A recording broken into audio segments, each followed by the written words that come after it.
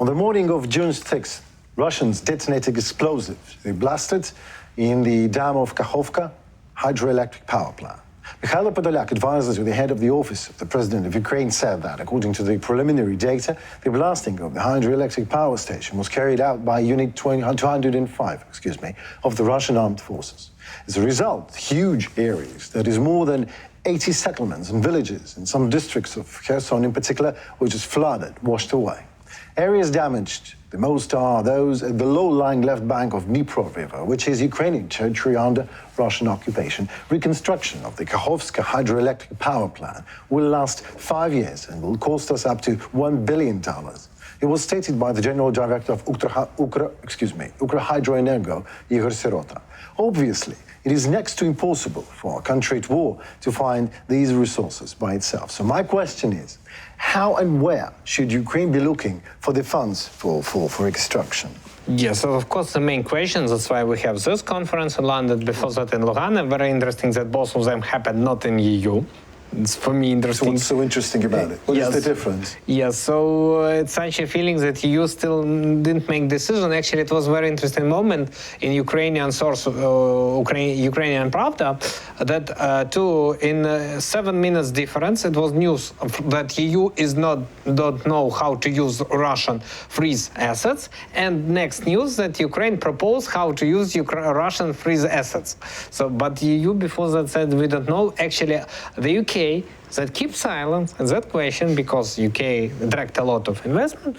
And this conference tried to say that, we are thinking about how to give to Ukraine this money based on the US experience, because United States of America really has experience when they give to Ukraine $5.4 million of Russian oligarch Malafeyev, just according to decision of their procurator of New York, as I remember, state. So nevertheless, it was a first example, and it's very important for such system of law that exists in the United States of America, because we understand that it's the same with UK and so on, that when the president the precedent is the most important. Presidential law played a role, and it was president. And now, as I said before, this reconstruction should be based on those principles that our Minister Kubrakov said, that first of all, 50% Russian assets, but not only arrested assets.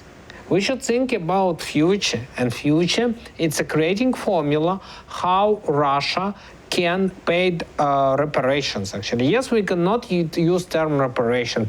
We understand that it's sensitive political. Nevertheless, I think that should be formula that Russia could be returned to global trade, but they will not directly receive money. All the money that Russia could receive for their gas, oil, and other sources could be accumulated in one account, and for example, 70% goes to Russia and 30% for rebuilding Ukraine. But I think the figure can be discussed, and whenever a lot of people said whether there will be talks between Russia and Ukraine, I said yes, of course, about how many percent of that money Russia will receive and what Ukraine receive. That will be discussed. It's all good on paper, and here in the studio we can talk for more about it. But can you imagine the amount of political work, and can you imagine the economical work that it needs to be done, and to accumulate all the funds that Russia receives for enormous resources, because it's an enormously big country with enormous resources, and who would ever do the job of reviewing all that and sharing the parts of this money and the frozen accounts? But regarding these assets, there was $4.5 million in the United States. Well, the legislation of United States and United Kingdom is two totally different legislations, and there are a lot of Russian property standing right now in the middle of London. And do you really believe that it is going to happen that these, real estate of enormous value, hundreds of thousands of millions, the billions of dollars, will be ever sold, and this money will be given to Ukraine on a legal basis, not just as an example, we did it, here you go, 4.5 million, which is nothing. But these are reparations. I don't know, maybe it is in terms of political terms, it's quite sensible to talk it but I can't even figure out any other term. It is reparations, because this is a criminal war that is going on right now. And it has been waged by Russian Federation onto Ukraine. So these must be undone in some way possible. And these are reparations. Do you believe this is going to happen, really? First of all, we should say that our partners should guarantee that it will be. I mean, rebuilding of Ukraine. Secondly, we should make a question: who should pay for that? The UK taxpayers, US taxpayers, European Union taxpayers, or Russia? And made them this choice: either you confiscate the money of Russians, sell it and give to Ukraine, or you should give your own money. I don't think that our partners say that, oh, we'll give to you our money, but not Russian. No, they won't. But they can also say, like, we gave you enough military, we gave you enough help. Why you are accusing us that we didn't do enough for you? I mean, obviously, I think this is going to happen, but I think that it's a totally new legislation system that has to be built, because we're taking someone's property, and it is someone's property at the moment. Okay, they are enemies of Ukraine, but this is a private property, so we're literally taking it, selling it, and giving it to a third party, which is unbelievable.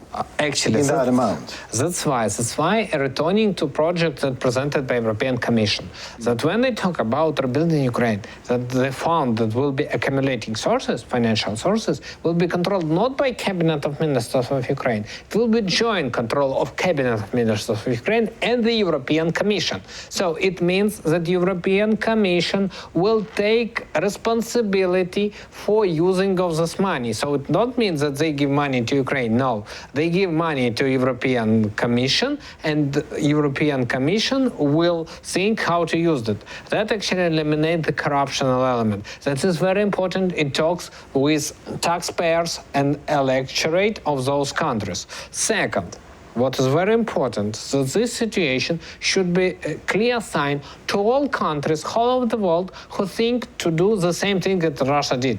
I don't want to call their names, but I think a lot of people understand. This is a message to future dictators. Yes, to future dictators, that in case, and even not only to future dictators, but to surrounding of those dictators, that in case if you are not stopped, your leader from the same policy, your private property can be arrested and said and given to a country against which this military action could be. That is an example for future. That's why I think that the global world, the global rules will be changed. For example, when the war arose, full-scale war, it was idea to send Russia out of the World Trade Organization. It was a very good idea.